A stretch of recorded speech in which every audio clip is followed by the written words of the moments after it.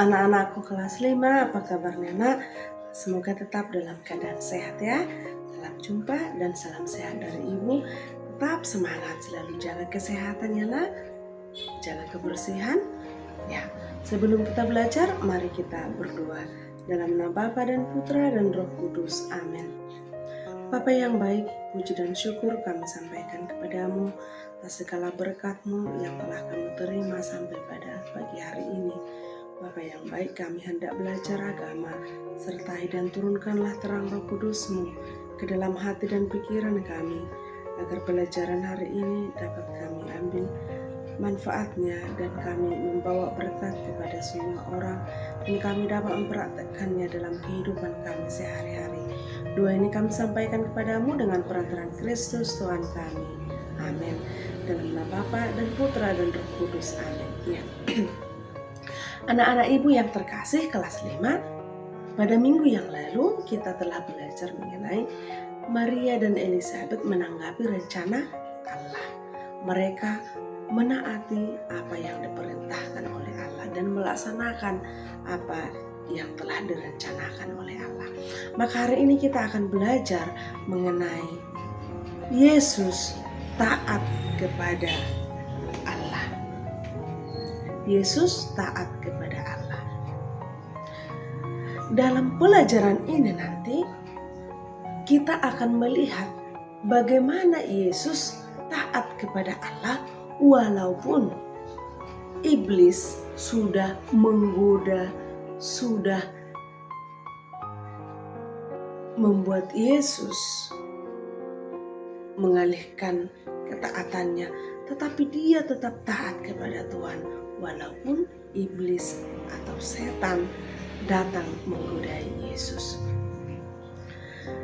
Yesus selalu taat pada kehendak Bapa. Apa yang diperintahkan oleh Bapa, maka Yesus selalu melaksanakan dan menuruti perintah Bapa. Ketaatan itu menunjukkan bahwa dia mampu memuji dan memuliakan Allah, lalu mampu untuk meninggalkan segala tantangan, godaan, walaupun dia adalah putra Allah, tetap memperoleh godaan dari iblis. Maka dalam ketaatan ini kita akan meniru Yesus. Bagaimana kita taat dalam kehidupan kita, bagaimana kita melawan tantangan atau godaan iblis yang selalu datang dalam kehidupan kita. Anak-anakku yang baik kelas 5, mungkin godaan iblis itu sudah diketahui apa. Tantangan itu atau godaan itu yang pertama adalah saat kamu digodai untuk memakan uang sekolah, memakan uang buku, malas belajar, bolos ke sekolah, berbohong pada orang tua, bermain game, tidak mau belajar, dan tidak mendengarkan pelajaran yang disampaikan oleh Bapak Ibu guru melalui video pembelajaran, atau tidak mengirim tugas tepat pada waktunya karena kamu digodai oleh iblis. Maka kamu tertarik dengan godaan itu dan kamu melakukan itu. Maka tinggallah yang baik, yang jahat itulah kamu lakukan dengan godaan tadi. Ada sebuah inspirasi ya untuk anak-anak ibu. Namanya adalah Andi. Ibunya telah memberikan uang buku kepada Andi. Lalu dia membuat di tasnya. Ibunya menitipkan, jangan lupa ya nak, nanti berikan uang bukumu kepada bapak dan atau ibu guru. Jangan lupa. Maka dalam perjalanan itu si Andi ini memiliki teman dan juga satu kelas, dan ibunya juga memesankan ibu teman-temannya agar uang buku diberikan. Ternyata di tengah jalan mereka melihat begitu banyak mainan dijual. Lalu teman-temannya mengatakan kepada si Andi ini, Andi, ayo kita beli. Karena ada tadi uang buku, ayo kita beli.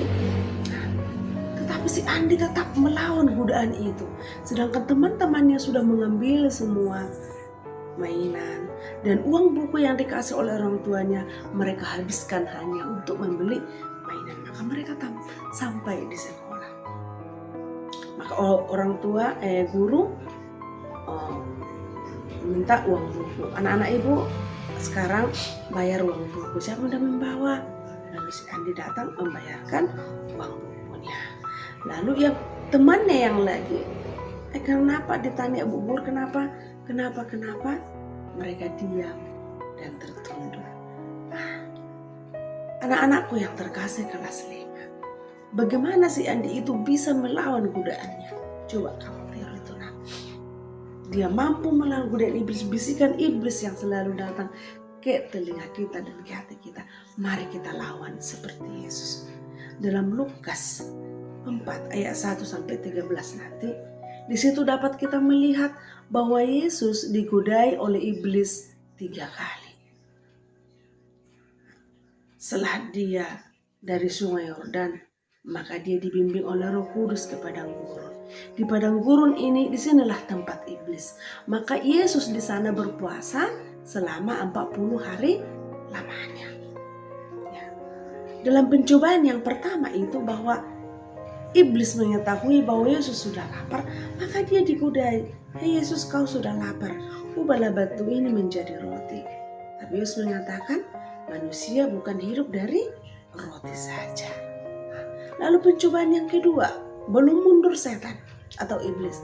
Yesus, lihatlah indahnya dunia ini. Aku memilikinya semuanya. Jika engkau mau menyembahku, maka akan kuberikan kepadamu. Maka Yesus mengatakan, hanya Tuhan Allah yang boleh disembah. Iblis belum kalah juga. Lalu dia kembali pencobaan yang ketiga. Dia membawa Yesus ke hubungan bait Allah di Yerusalem. Maka di ketinggian, lalu iblis mengatakan, hei Yesus, kau kan anak Allah.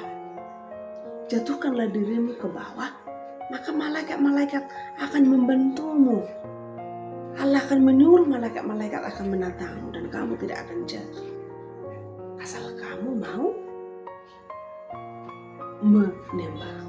Maka Yesus lagi mengatakan, jangan engkau mencobai Tuhan Allahmu. Maka iblis malu karena Yesus tidak dapat digoda. Maka anak-anakku yang terkasih, iblis itu selalu mengatakan, setan, kau anak Allah, tetapi dia juga mencobai anak Allah. Lihat kita manusia. Jika kita melawan godaan itu, maka setan itu akan malu dan pergi.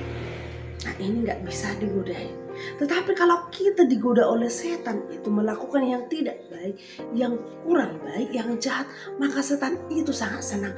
Dia tertawa terbahak-bahak melihat kita karena kita bisa dicobai. Maka anak-anakku yang baik, yang mau dicobai iblis, berarti kamu bersama iblis dan iblis bahagia. Sedangkan Yesus merasa sedih. Mengapa anakku ini bisa digodai setan? Mengapa anakku ini tidak dapat melawan setan atau iblis? Maka anak-anakku yang baik, lihat pelajaran hari ini. Marilah kita mampu melawan godaan setan atau iblis dalam kehidupan sehari-hari. Hal kecil saja berbohong. Ya, hal kecil saja melawan orang tua. Hal kecil saja adalah mencuri. Ya, itu godaan iblis. Malas adalah godaan iblis, dan iblis sangat senang dengan kemalasan. Maka ubahlah dirimu, mari seperti Yesus yang mampu melawan godaan iblis. Sekian dan terima kasih.